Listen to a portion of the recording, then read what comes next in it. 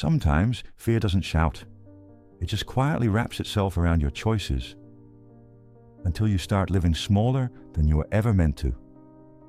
But what if moving forward isn't about waiting for fear to disappear, but about learning how to walk anyway?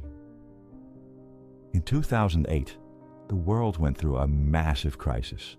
A lot of entrepreneurs lost everything. A lot of employees lost their jobs. A year later, they held a survey. They asked the entrepreneurs who had actually gone bankrupt one simple question. With what you know now, could you have prevented it? More than 84% said yes. And when they were asked, what would you have done differently? Most of them gave the same answer.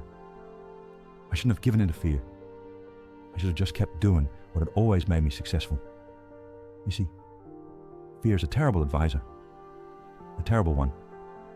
Not just for entrepreneurs. Not just for business. But for all of us. In work.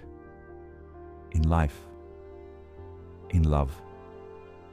The fear of losing someone can make us stop being who we really are. The fear of losing our job can make us overwork ourselves into the ground, or stay silent when we should have spoken up. The fear of losing our income can keep us stuck in toxic environments long after we should have walked away. And the fear of not being good enough can stop us from ever showing the best and purest parts of who we really are. So yes, fear is a terrible advisor. But then comes the real question. How do you overcome fear? Isn't fear just a feeling? Something you can't control? Well, yes and no. It feels like just an emotion. But behind every fear, there's a prediction. Fear doesn't happen out of nowhere. It starts with a story you tell yourself about what might happen. And the better you get at predicting terrible outcomes, the stronger your fear feels. Those entrepreneurs, they genuinely believed that if they didn't radically change course, their whole world would collapse. They believed the negative prediction so much, they acted on it, and that action was what actually destroyed what they had built. So the real skill isn't just managing fear, it's learning how to make better predictions, more grounded, more real. And to understand that, you have to know why we, as humans, predict at all. If I walk out of my house, turn left, take the first street to the right, and walk 50 meters straight, I know I'll reach my local supermarket. At least that's what I believe. But technically, that's a prediction.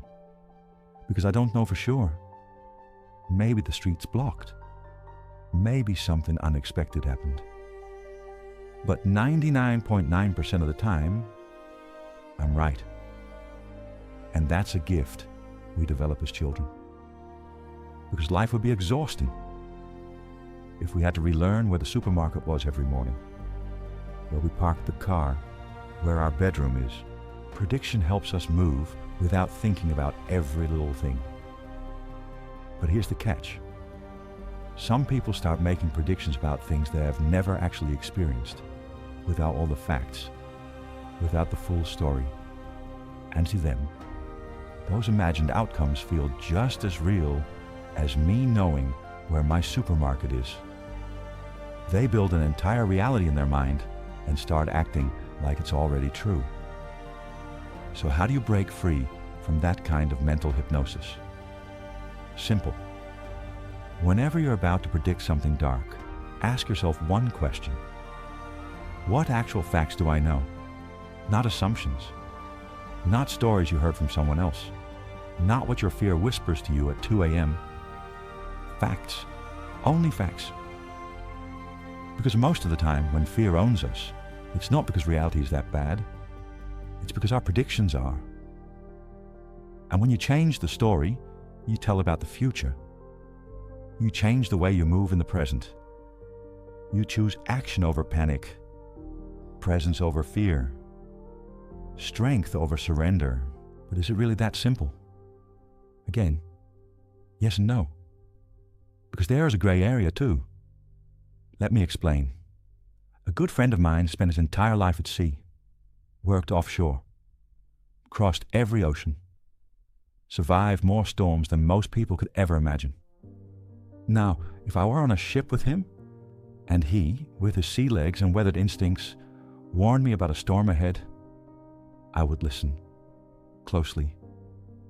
He might not have the hard facts yet. He might not know for sure if this storm will be as deadly as the one that almost sank his ship years ago. But through a lifetime of real experience, he's earned the right to be heard. Same with an entrepreneur. If someone who's built 10 companies and tells you you're heading straight into trouble, maybe it's time to put your pride aside and listen.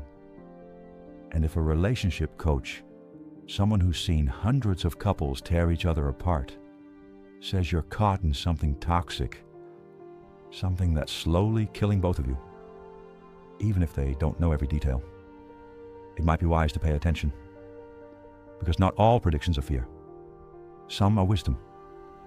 And wisdom comes from scars, from storms survived, from lessons paid for in full.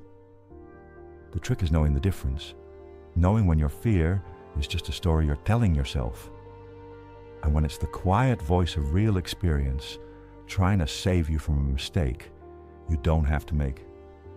And that's not something you learn overnight.